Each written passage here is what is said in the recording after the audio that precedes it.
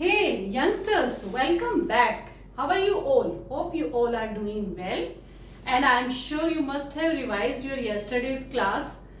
In the class, what did we learn in the last class? We learned about coordination compounds. And what were coordination compounds? The compounds in which the central atom and there is a coordinate bond between the central atom and the incoming ligands.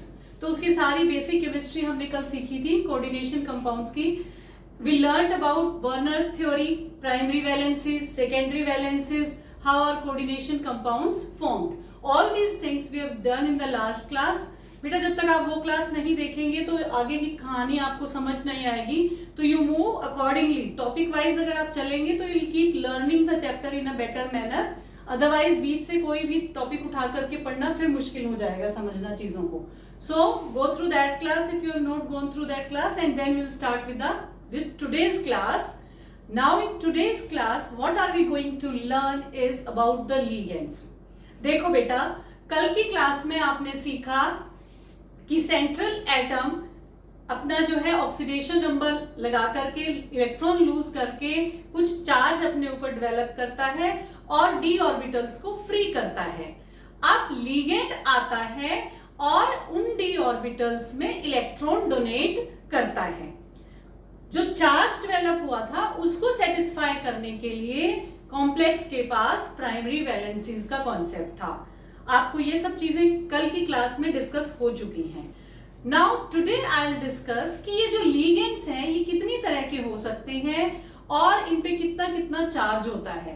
बेटा जब तक आप ये नहीं सीखेंगे कि ligands कौन कौन से होते हैं आपको उनकी पहचान होनी बहुत जरूरी है कि ये लिगेंड है. सेंट्रल एटम आपको देखते ही पता चल जाएगा. तो उसके अलावा लिगेंड कौन सा है और काउंटर आयन कौन सा है ये चीजों को समझना आपके लिए जरूरी है. So in today's class I will explain to you कि लिगेंड्स आपको किस किस शक्ल में मिलेंगे. In what all forms you will find ligands. तो लिगेंड्स बेटा आपको मिलेंगे. देखो आपके लिए लिगेंड्स जो है they can be neutral. Neutral means having no charge. उनके ऊपर कोई चार्ज नहीं होता. अच्छा अब आप सोचेंगे अगर चार्ज ही नहीं है तो वो वेकेंट डी ऑर्बिटल में आकर क्या करेंगे. वो वेकेंट डी ऑर्बिटल में आकर के अपना loan pair of electron donate करेंगे. यानी कि जो न्यूट्रल लिगेंड्स हैं उनके पास लोन पेयर ऑफ इलेक्ट्रॉन है जो कि वो वेकेंट डी ऑर्बिटल में डोनेट करते हैं. इसके अलावा हमारे पास होते हैं एनायनिक लिगेंड्स जिनके ऊपर नेगेटिव चार्ज होता है और उसी वो जो नेगेटिव चार्ज विद जो इलेक्ट्रॉन है उनके पास उन इलेक्ट्रॉन्स को वो वेकेंट डी ऑर्बिटल्स में डोनेट करते हैं. तो in today's class will be discussing some interesting ligands. आप समझेंगे उनको, समझिए किस किस तरह से वो लिखे होते हैं, उनको बोलते कैसे हैं, उनको लिखते कैसे हैं. उसके बाद ही हम आगे बढ़ सकते हैं कि उनका IUPAC नोमेनक्लेचर जब हम किसी कॉम्प्लेक्स का करेंगे तो वो कैसे करेंगे. जब तक हमें लिगेंड्स का नहीं पता होगा it will be very difficult for us to go for nomenclature. So let us start. See जो न्यूट्रल लिगेंड्स है वो आपके सिलेबस में बेटा 5-6 ही न्यूट्रल लिगेंड्स हैं. न्यूट्रल का मतलब है उनके ऊपर कोई चार्ज नहीं है. There is no charge. ना पॉजिटिव है ना नेगेटिव है, कोई चार्ज नहीं है. यहां मैंने जो लिखा है वो लिखा है कि अगर कॉम्प्लेक्स में वो आएगा तो उसका हम क्या नाम लिखेंगे. जैसे H2O को हम वैसे तो वाटर बोलते हैं लेकिन यही H2O जब कॉम्प्लेक्स में आएगा तो हम उसको एक्वा कहेंगे. क्या कहेंगे? एक्वा. NH3 वैसे तो अमोनिया होता है लेकिन यही NH3 जब कॉम्प्लेक्स में होगा तो विल कॉल इट अमीन. ध्यान रहे सिर्फ यहीं पर अमीन में दो डबल एम होता है. अदरवाइज आपको कहीं भी अमीन दिखेगा तो it will have single M. ये आपको कंफ्यूजन ना रहे इसको क्लैरिफाई कर देती हूं मैं. CO is carbonyl. कॉम्प्लेक्स में इसका नाम हम कैसे लिखेंगे? Carbonyl. NO nitrosyl. NO nitrosyl. PPH3 this is triphenyl phosphine. Triphenyl phosphine. देखो इसको ताकि आपको याद अच्छे से हो जाए तो मैं इसको थोड़ा सा इसका स्ट्रक्चर एक्सप्लेन कर देती हूँ सो दैट इट बिकम्स. देखो triphenyl means it has 3 phenyl rings, benzene rings. ये देखो it has 3 benzene rings attached to it. This is triphenyl, और फास्फोरस के ऊपर बेटा एक लोन पेयर है। यही लोन पेयर ऑफ इलेक्ट्रॉन ये डोनेट करता है कहां पर, जब कॉम्प्लेक्स में आता है तो सेंट्रल एटम को ये lone pair of electron donate करता है। तो the name is triphenyl, 1 2 3 triphenyl phosphine, triphenyl phosphine, ये इसका नाम है। Then you have ethane 1,2 diamine. बेटा इथेन 1,2 डायमीन आप कैसे लिखेंगे, इसका देखो, इसको आपको बुक्स में जब कॉमन नेम लिखा होगा ना, जब आपको जैसे कॉम्प्लेक्स मिलेगा, मान लो आपको कॉम्प्लेक्स मिल गया, से फॉर एग्जांपल मैं ऐसे ही ले रही हूं कोई भी NI और EN whole twice, so this EN is ethane 1,2 diamine. Actually क्या है, इथेन 1,2 डायमीन, इसको कॉमन उसमें अगर यूज करना हो तो इथाइलिन डायमीन भी हम कहते हैं। लेकिन जब भी आप IUPAC नेम लिखेंगे तो इसका नाम लिखेंगे इथेन 1,2 डायमीन। क्या लिखेंगे, इथेन 1,2 डायमीन। तो इथेन 1,2 डायमीन लिखेंगे, आपको ये ऐसे लिखा हुआ मिल सकता है, जब भी कॉम्प्लेक्स दिया होगा नाम लिखने के लिए दिया जाएगा तो ये आपको EN लिखा हुआ मिल सकता है, बट इसका नाम इथाइलिन डायमीन हम इसको बोल सकते हैं। IUPAC जब भी लिखेंगे तो इसका नाम होगा ethane 1,2 diamine. Okay, this is done. Then you have, अच्छा इसका स्ट्रक्चर, इथेन 1,2 डायमीन का स्ट्रक्चर कैसे होगा, देखो बेटा, इथेन आपको पता है ये 2 कार्बन होते हैं इथेन में, इथेन, ये लो जी मैंने 2 कार्बन वाला इथेन बना दिया। 1,2 यानी कि फर्स्ट और सेकंड में अमोनिया लगा है, अमीन, फर्स्ट और सेकंड पोजीशन पर अमीन लगा है, तो ये बन गया आपका ethane, ethane 1,2 diamine, ethane 1,2 diamine. यहां पर ये डोनर साइट्स होते हैं, इसके बारे में हम अगली क्लास में पढ़ेंगे कि डोनर साइट्स क्या होते हैं। ठीक है, so this is the structure of, यहाँ पर आप HH लिख सकते हैं, इसको जब आप अच्छे से लिखेंगे तो ये क्या बन जाएगा बेटा, CH2 CH2 NH2, ethane 1,2 diamine, EN के नाम से ये आपको मिल सकता है। देन यू हैव मिथाइल अमीन, देखो बेटा मिथाइल अमीन, मिथाइल अमीन तो सिंपल है नाम, मिथाइल CH3 और अमीन NH2, तो methyl amine. Then you have ethene, ethene तो आप सबको पता ही है, कार्बन कार्बन के बीच एक डबल बॉन्ड हो जाएगा, दिस इज योर इथीन, जिसको हम C2H4 कहते हैं, इथीन C2H4 कहते हैं। ओके, देन यू हैव बेटा, these are all neutral ligands, these are all neutral ligands means having no charge on them, they have lone pair of electrons available with them for donation. Now I will talk about anionic ligands. Anionic ligands मतलब having negative charge on them. Now इसकी category में बेटा एक तो हमारे सबसे पहले तो आ जाते हैं हैलाइड्स हैं, क्लोराइड, ब्रोमाइड, आयोडाइड, फ्लोराइड।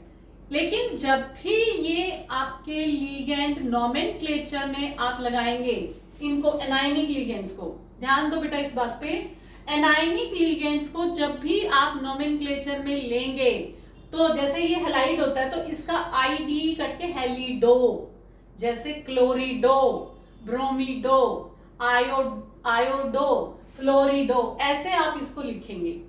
ठीक है, इसका बात ये सभी को, सारे ही एनायनिक लिगेंड्स जितने भी हैं, जब आप उनका नाम लिखने लगेंगे तो उनके नाम के आगे लगेगा O, क्लोरिडो, फ्लोरिडो, ब्रोमिडो, ऐसे। देन जैसे ये OH माइनस है, OH माइनस आपको पता है हाइड्रोक्साइड होता है, हाइड्रोक्साइड, लेकिन जब ये आपका आ जाएगा लिगेंड के रूप में तो ये बन जाएगा हाइड्रोक्सिडो, हाइड्रोक्सिडो। N3 माइनस आपको पता है नाइट्राइड होता है, इट इज नाइट्राइड, नाइट्राइड। लेकिन यही लिगेंड जब आपका अगर लिगेंड के रूप में आ जाएगा यही, तो इसका नाम क्या हो जाएगा, नाइट्रीडो, ई हट करके ओ लग जाएगा, नाइट्रीडो। ठीक है, ध्यान से सुनिए बेटा, all these are very important. अगला आगे पूरा चैप्टर समझने के लिए चीजें आपको पता होनी चाहिए। This is CN and this is NC, ये दोनों बेटा क्या है, एम्बिडेंटेड लिगेंड है। दो नाम क्यों दिए गए यहाँ पर सेम, बिकॉज किसी कंपाउंड में ये कार्बन से इलेक्ट्रॉन डोनेट करते हैं और किसी में ये नाइट्रोजन से इलेक्ट्रॉन डोनेट करते हैं। दोनों के पास लोन पेयर है, कार्बन के पास भी है और नाइट्रोजन के पास भी है। तो तो किसी में तो ये कार्बन से डोनेट करते हैं और किसी में ये नाइट्रोजन से डोनेट करते हैं। तो जब ये कार्बन से डोनेट करेंगे तो हम इसको क्या बोलेंगे बेटा, साइनिडो और साइनिडो सी। सी का मतलब डोनेशन जो हो रही है वो कार्बन से हो रही है। अगर ये नाइट्रोजन से इलेक्ट्रॉन डोनेट करता है तो इसका नाम हो जाएगा बेटा, या तो लिखिए आइसोसाइनिडो, ध्यान दो, आइसोसाइनिडो, या फिर लिखिए साइनिडो एन। साइनिडो एन। एन का मतलब जो इलेक्ट्रॉन डोनेशन हो रही है वो नाइट्रोजन की साइड से हो रही है। ठीक है, सो ये दोनों आपको क्लियर हो गए, इसमें कंफ्यूजन नहीं रखना बिल्कुल भी। इस तरह के आपके सामने 2-3 हैं, मैं उनको सबको डिस्कस करूंगी। ये सारे इंपॉर्टेंट है, आपके सिलेबस में है, आपको खूब मिलेंगे बुक में। क्वेश्चन जब सॉल्व करेंगे तो you get all these. Now NO2 is nitrito N, मतलब जो डोनेशन है वो नाइट्रोजन की साइड से है। इसमें भी क्या होता है बेटा, नाइट्रोजन के पास भी लोन पेयर ऑफ इलेक्ट्रॉन है और ऑक्सीजन के पास भी लोन पेयर ऑफ इलेक्ट्रॉन है, यानी ऑक्सीजन भी दे सकता है और नाइट्रोजन भी दे सकता है। तो जब नाइट्रोजन की साइड से डोनेशन होगा तो हम क्या लिखेंगे, नाइट्रिटो N। क्या लिखेंगे, नाइट्रिटो N। और जब ऑक्सीजन की साइड से डोनेशन होगा तो हम क्या लिखेंगे, नाइट्रिटो O। नाइट्रिटो O, यहां से जब डोनेशन होगा तो क्या लिखेंगे, नाइट्रिटो O। ये कल की क्लास में जब आप IUPAC सीखेंगे ना तो you will get to know कि एक्चुअल में यूज कैसे करते हैं। अभी आप इनको समझिए। Now SCN is what is SCN? Thiocyaneto। Thiocyaneto S। S का मतलब डोनेशन जो है वो सल्फर की साइड से हो रहा है, Thiocyaneto S।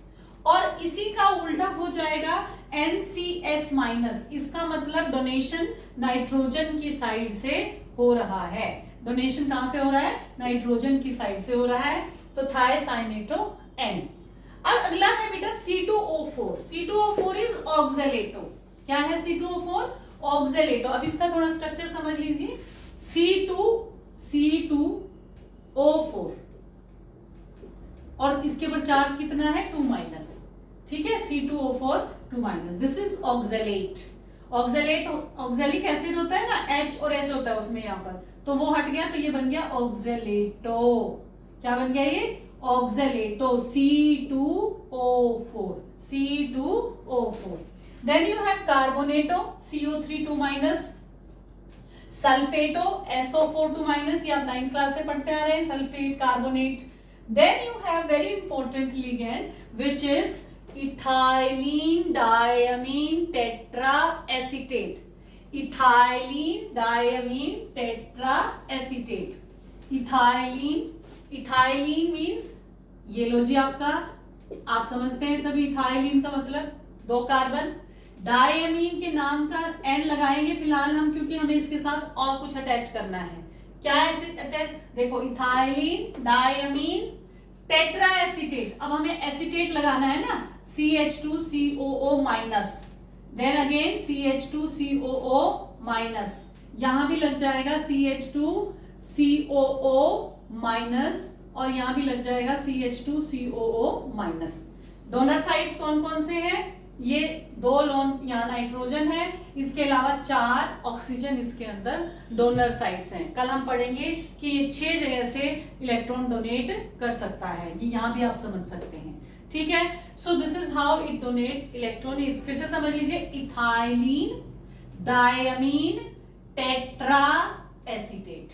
Okay, ethylene diamine tetra acetate. तो बेटा ये लिस्ट है आपकी, इसको आप अपनी कॉपी में लिख लीजिए। दिस इज वेरी इंपॉर्टेंट, जो लिगेंड्स की लिस्ट है, और उनका जब आएंगे हमारे सामने IUPAC नोमेनक्लेचर के फॉर्म में तो उनका नाम हमें लिखना कैसे है। ओके, इसके अलावा आपके है नहीं सिलेबस में, but there are 2 cationic ligands also. मैं उनका भी नाम बता देती हूँ आपको। एक है NO+, इसको बोलते हैं नाइट्रोसोनियम। नाइट्रोसोनियम एक है NO+, इसको बोलते हैं नाइट्रोसोनियम। और एक है NO2+, इसको बोलते हैं नाइट्रोनियम। नाइट्रोनियम, तो इनमें कंफ्यूज नहीं होना। NO+ is nitrosonium and NO2 plus is nitronium. So that's all about the ligands. ये आप याद करके रखिए ताकि कल की क्लास में आपको बहुत अच्छे से समझ आ जाए टाइप्स ऑफ लिगेंड जो हम पढ़ेंगे वो, और साथ में थोड़ा सा नोमेनक्लेचर का पार्ट भी कवर करने की कोशिश करेंगे. So that's all for today. Thank you. Stay happy, stay healthy, stay focused. Okay.